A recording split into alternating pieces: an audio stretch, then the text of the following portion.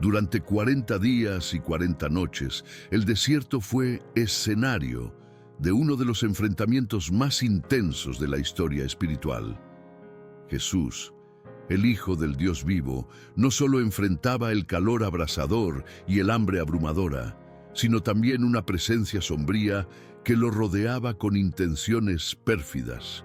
¿Quién se atrevía a tentar al mismísimo Mesías? ¿Sería simplemente un espíritu maligno cualquiera o el propio Lucifer, el ángel que se atrevió a rebelarse contra el Altísimo? Las Escrituras nos proporcionan los detalles de este duelo.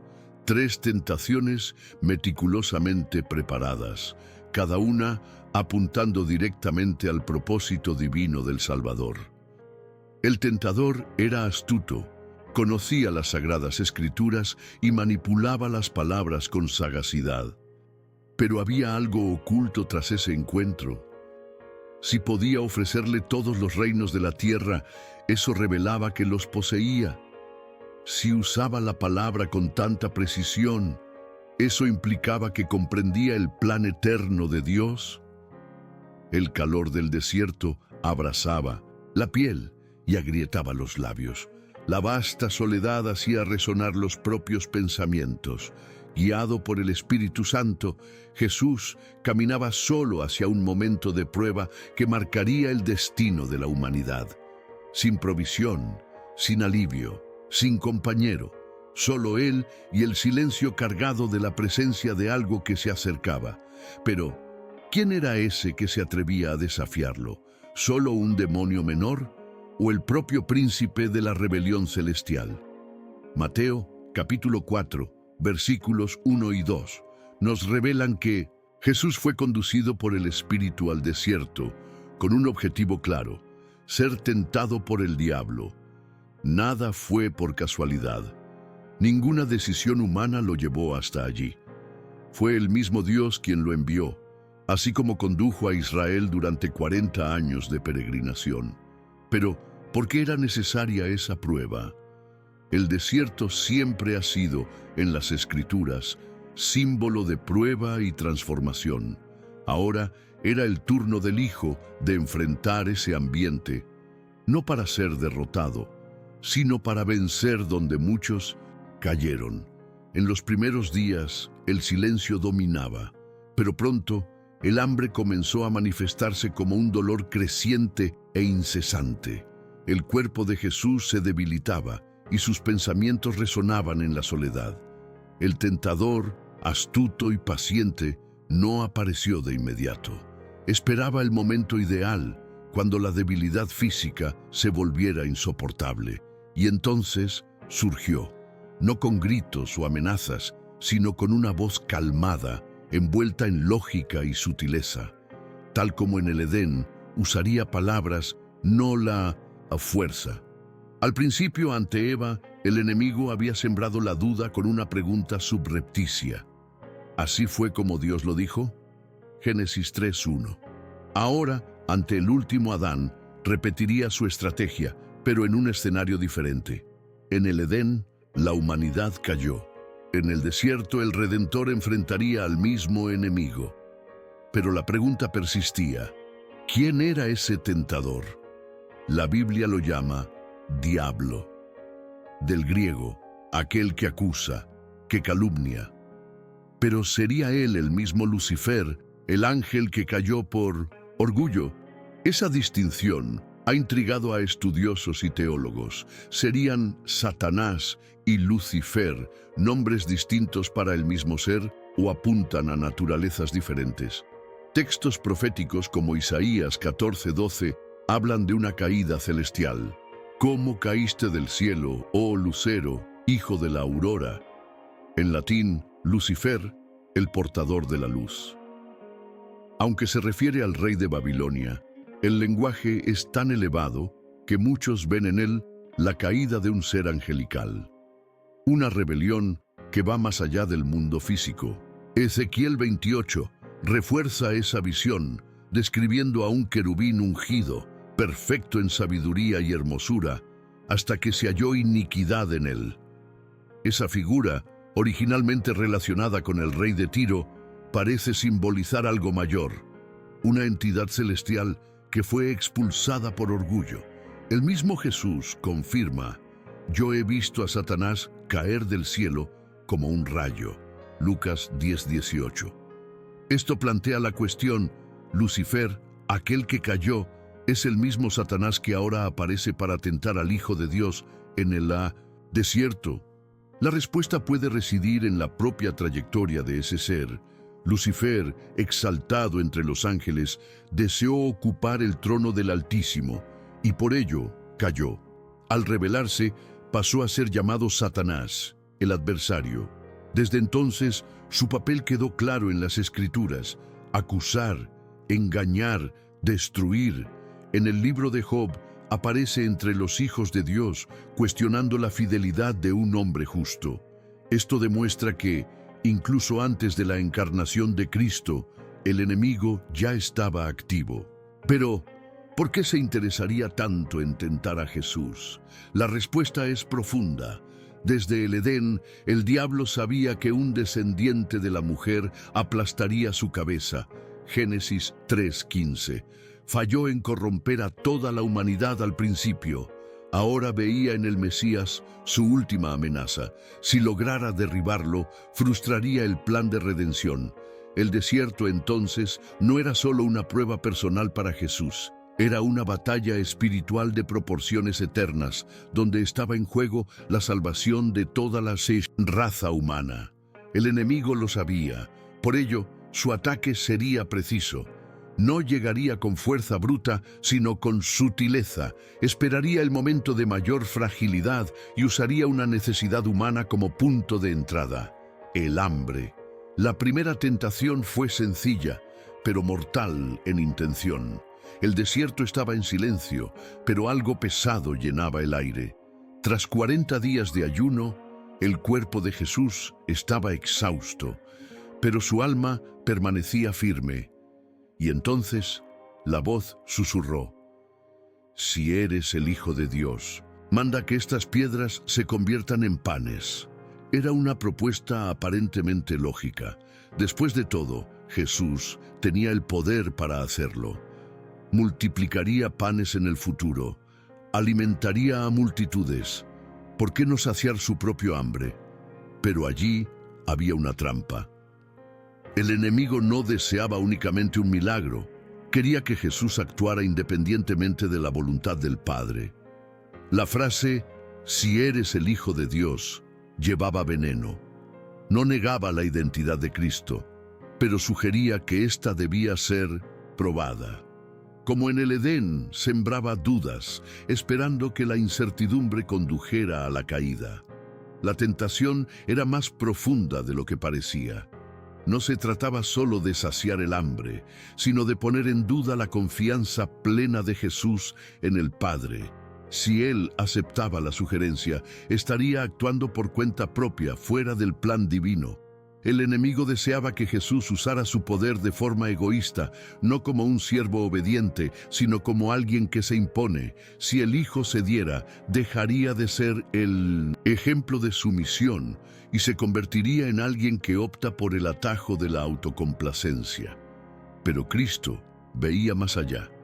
Sabía que el verdadero sustento proviene de algo mayor que el pan, y respondió con autoridad: está escrito, no solo de pan vivirá el hombre, sino de toda palabra que sale de la boca de Dios. Deuteronomio 8:3. Con esa cita recordaba el desierto de Israel, cuando Dios sustentó al pueblo con maná del cielo. Era un recordatorio de que la provisión divina llega en el momento oportuno y la fe no exige pruebas. Confía incluso en la escasez. Al citar ese pasaje, Jesús hacía más que refutar una tentación. Exponía la estrategia del enemigo, que utilizaba la necesidad para intentar quebrantar la dependencia de Dios. Al resistir, el Hijo demostraba que la misión no era probar quién era Él, sino obedecer completamente al Padre.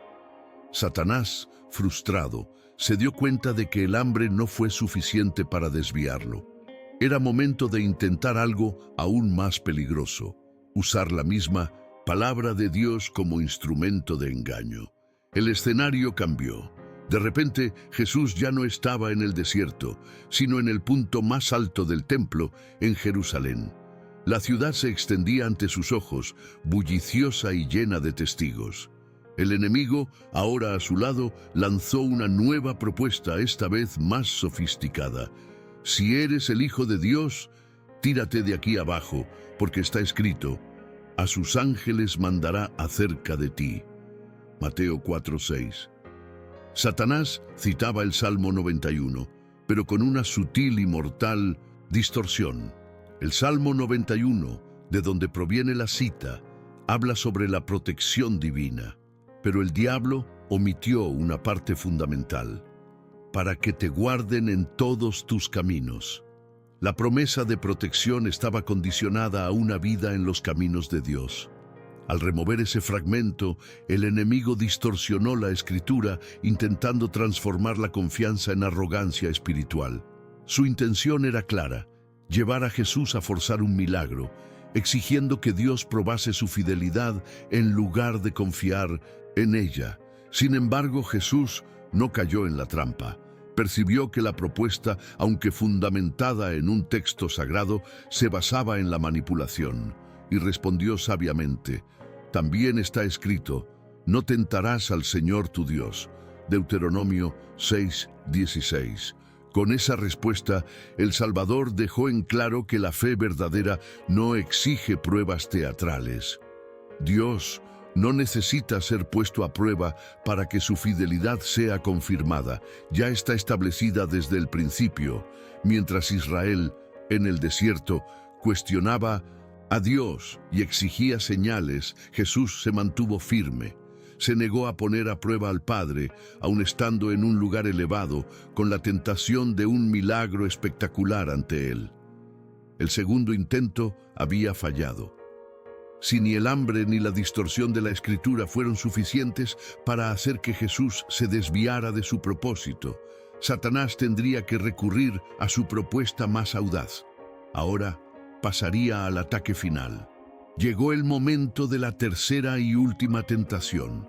Si Jesús no cedería ni por el hambre ni por el orgullo espiritual, quizá caería ante algo que mueve imperios, el poder. En un instante, el escenario volvió a cambiar. Jesús fue llevado a un monte altísimo y ante sus ojos el enemigo presentó todos los reinos del mundo y su gloria. Era una visión impresionante: tronos, riquezas, dominios. Y entonces vino la oferta: todo esto te daré si postrado me adoras. Mateo 4:9. Esta vez ya no había disimulo ni distorsiones. El enemigo fue directo: ofrecía dominio sobre el mundo a cambio de adoración. Una propuesta clara, tentadora y peligrosa, y un detalle llamaba la atención: si él podía ofrecer los reinos de la tierra, era porque de alguna manera los controlaba. La propia Escritura lo confirma: es llamado príncipe de este mundo. Juan 12:31. Y Dios de este siglo. 2 Corintios 4:4. Su poder era real, pero limitado y condenado. Lo que estaba en juego era mucho más que la gloria terrenal. Satanás ofrecía a Jesús un atajo. La misión del Mesías siempre fue reinar sobre todas las cosas, pero el camino determinado por Dios pasaba por la cruz, por la humillación y el dolor. Ahora, el diablo sugería una ruta más fácil, sin sacrificio, sin sufrimiento. Un trono inmediato, sin sangre derramada. Todo lo que Jesús necesitaba hacer era inclinarse. Un solo gesto, una falsa rendición. Si hubiera aceptado, Jesús hasta podría haber gobernado el mundo, pero sería un reino sin redención, sin cruz, sin salvación. La autoridad tendría un origen corrompido y el Mesías se convertiría en súbdito de aquel a quien vino a derrotar. Sería el fin del plan eterno, pero la respuesta de Cristo fue firme, innegociable y definitiva.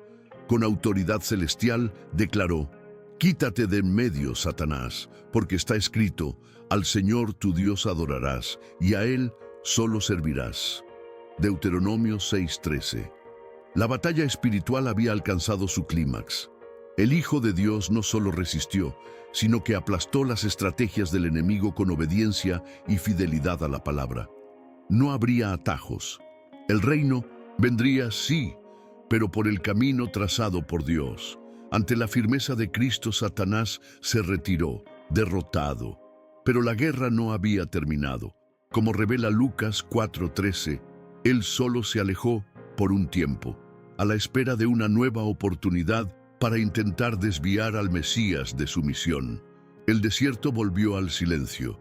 El tentador se había retirado, pero no había sido destruido. La embestida había fallado, y los ángeles vinieron a servir al Hijo de Dios, trayendo consuelo tras 40 días de prueba y privación. Pero la Escritura deja claro, la batalla espiritual apenas comenzaba.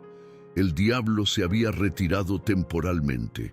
Esperaba en las sombras un nuevo momento de debilidad o una oportunidad para interferir en el plan divino, y esa nueva oportunidad no tardaría en llegar.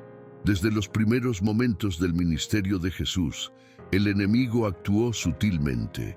En una de las ocasiones más notables, cuando Cristo reveló que sufriría y sería muerto, Pedro, movido por el celo humano, se opuso. «Señor, ten compasión de ti, de ningún modo te sucederá eso». Mateo 16:22. La respuesta de Jesús fue incisiva.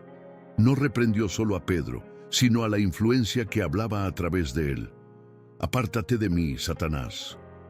Era la misma estrategia del desierto, pero ahora disfrazada en palabras de un amigo. El tentador no cesaría sus acciones. Continuaría intentando influir en los corazones, infiltrar dudas, manipular intenciones, incluso dentro del círculo más cercano a Jesús.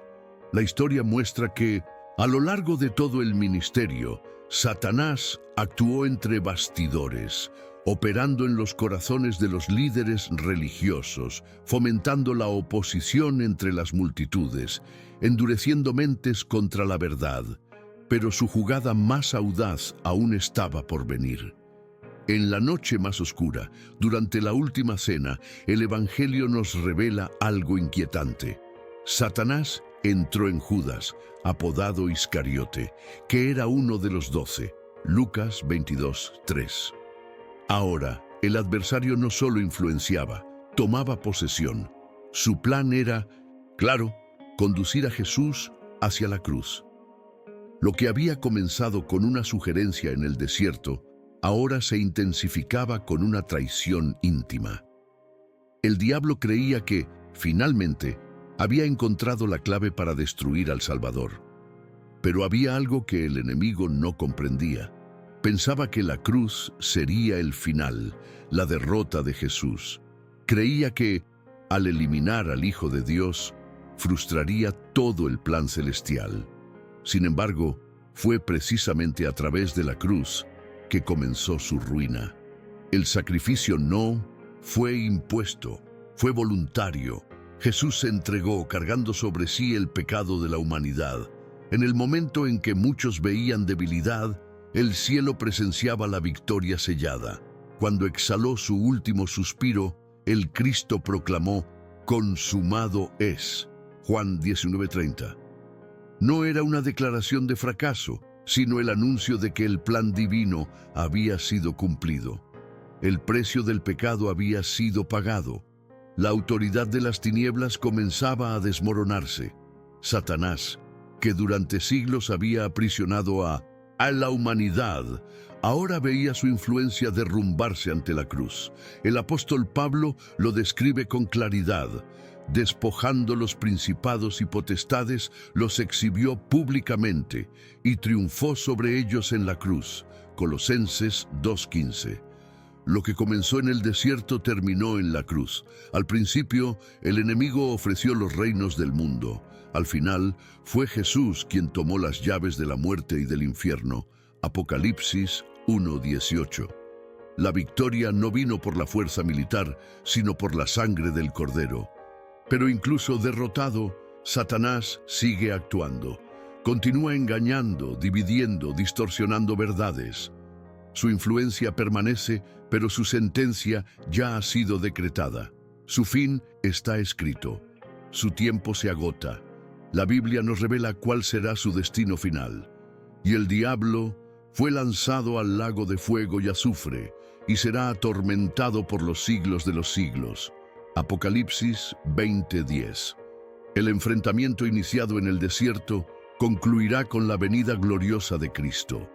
Hasta entonces, debemos mantenernos vigilantes. Nuestra victoria no reside en la fuerza del brazo, sino en la obediencia a aquel que ya venció. Jesús resistió en el desierto, triunfó en la cruz y reina para siempre. Esa es la verdad que transforma. El desierto no fue el final. Fue el comienzo de una jornada que transformaría la historia de la humanidad. Allí, solo, sin audiencia, sin aplausos, Jesús inició la conquista que culminaría en la cruz. El diablo intentó desviarlo con atajos, promesas vacías y gloria inmediata. Pero Cristo se mantuvo firme, expuso las estrategias del enemigo y demostró que la verdadera victoria nace de la obediencia total al Padre, no de los aplausos del mundo o de las seductoras ofertas de las tinieblas. Y esa batalla no terminó allí. Hasta hoy, el enemigo utiliza las mismas tácticas. Siembra dudas, distorsiona la verdad, ofrece caminos más fáciles. Sabe que no puede anular la salvación conquistada por Cristo, pero intenta alejar los corazones del camino hacia la vida eterna. Sus promesas siguen siendo vacías. Sus susurros aún dicen, hay tiempo, piénsalo después. Pero cada decisión cuenta, cada paso importa. Cada elección forma parte de una guerra invisible, pero real. El mismo Jesús que venció en el desierto también triunfó en la cruz, y lo hizo por ti. Si hoy sientes que te has alejado, si percibes un vacío, si el Espíritu Santo te está hablando en este momento, no lo ignores. Él está con los brazos abiertos, listo para restaurar, renovar y salvar. Quizás hoy sea el día en que tu vida sea transformada para siempre. No demores lo que podría ser el inicio de tu eternidad junto a Cristo. Si deseas entregar tu vida a Jesús, escribe en los comentarios: Te acepto, Señor Jesús, como mi único y suficiente Salvador. Y si ya eres de Él, declara Amén, para que este mensaje alcance a más corazones. Comparte este video, que la luz venza las tinieblas en la vida de muchos, que el mismo poder que triunfó en el desierto también triunfe en tu vida. Y